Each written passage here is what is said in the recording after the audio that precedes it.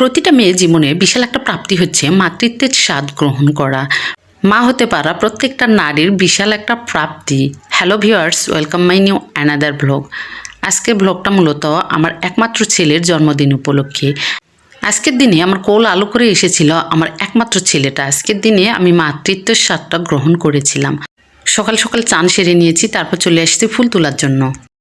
তো যে বাসায় থাকি সেখানে আন্টি অনেক ফুলের গাছ লাগিয়েছে, চাইলে প্রত্যেক দিন পুজো দেওয়ার জন্য অনেক ফুল পাওয়া যায়। তো এই যে আমি গাছ থেকে ফুল তুলে নিচ্ছি, ফুলগুলো দেখতে কিন্তু অনেক সুন্দর লাগতেছে। সকাল সকাল কিন্তু এরকম গাছে ফুল দেখতে অনেকটা সুন্দর লাগে। এখানে রয়েছে অলকানন্দা ফুল, তারপরে হচ্ছে অপরাজিতা, আরও কি কি যেন ফুল রয়েছে। অনেক রকমের ফুল গাছই আন্টি লাগিয়েছে। তো ফুল তোলার পর আমি চলে যাব মূলত রান্নার জন্য কিচেনে। ঠাকুরের যে ভোগটা লাগাবো, তো এর জন্য কিছু রান্না করব। তো এখানে পাতিলের মধ্যে দুধ নিয়ে নিয়েছি 1 কিলো। দুধের মধ্যে মূলত চাল দিয়ে বসায় দিয়েছি। সুন্দরভাবে চালটা ফুটে গেলে এর মধ্যে পরিমাণ মতো দিয়ে দিলাম চিনি দেওয়ার পর কিছুক্ষণ পর দিয়ে দিলাম মূলত পায়েস পাতা। এটাকে সিলেটি অঞ্চলে পায়েস পাতা বলে। এটা দিলে পায়েসের ঘ্রাণটা অনেকটা সুন্দর হয়। তো ওই পাশে আমার পায়েসটা হয়ে গেছে। এখানে কয়েকটা লুচি ভেজে নিচ্ছি। লুচি পায়েস এগুলো মূলত নিরামিষভাবে করতেছি, কারণ ঠাকুরের ভোগের জন্য দিব, এই জন্য আর কি। তো ওই জন্য মূলত কড়াই বাদ দিয়ে ফ্রাই প্যানের মধ্যে লুচিগুলো ভেজে নিচ্ছি। আর ভাজতে একটু সমস্যা হচ্ছিল, তো তারপর কষ্ট করে ভেজে নিলাম। লুচিগুলো কিন্তু সুন্দরই হয়েছে। তো লুচি আর পায়েস এদিকে আমার মূলত তৈরি হয়ে গেছে। এখন ঠাকুর পুজো দেওয়ার জন্য সব কিছু রেডি করে নিব। ঠাকুর পুজো মূলত আমি প্রত্যেকদিন সকালবেলায় দিয়ে থাকি, কিন্তু আজকের পুজোটা একটু অন্যরকমভাবে দিচ্ছি। তো সব কিছু রেডি করে নিয়েছি, ফল ফ্রুটস, তারপরে পায়েস, লুচি।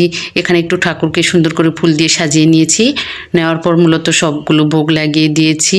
এখানে ফল, এখানে পায়েস, লুচি। তো ভোগ লাগানো হয়ে গেলে খাওয়া দাওয়া সেরে অনেকক্ষণ পর চলে এসেছি দুপুরের রান্নার জন্য। এখানে মূলত নিয়েছি খাসির মাংস, পেঁয়াজ, রসুন, আলু, তারপরে চাল নিয়েছি। এখানে মূলত পোলাও রান্না করব। আর খাসির মাংসটা মূলত আমি আজকে হাতে মেখে রান্না করব। তো খাসির মাংসের মধ্যে রেগুলার যে মশলাগুলো সব কিছু দিয়ে হাতে মেখে প্রেশার কুকারে বসাই দিয়েছি। আর এখানে কয়েকটা আলু ভেজে নিচ্ছি মাংসের মধ্যে দেওয়ার জন্য। ওই তেলের মধ্যে আবার ভেজে নিচ্ছি কয়েকটা আলুর চপ। তো আলুর চপগুলো সুন্দর করে ভেজে তুলে নিয়েছি। ওই তেলের মধ্যে আবার পেঁয়াজের বেরেস্তা করে নিয়েছি। পোলাওটা রান্না হয়ে গেছে, আমার আলুর চপ ভাজা হয়ে গেছে, মাংসটাও এদিকে হয়ে গেছে।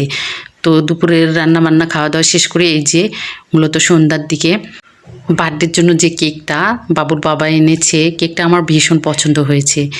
তো এই যে বার্থডের সেলিব্রেশন।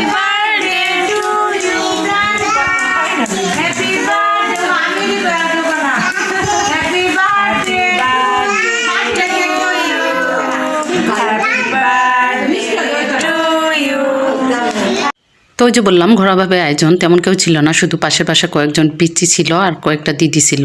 তো সবাইকে নিয়ে কেক কাটিং শেষ করার পর পিচ্চির কয়েকটা ছবি উঠানো হয়েছিল। এত দুষ্ট, সবসময় শুধু লাফালাফি করতেছিল।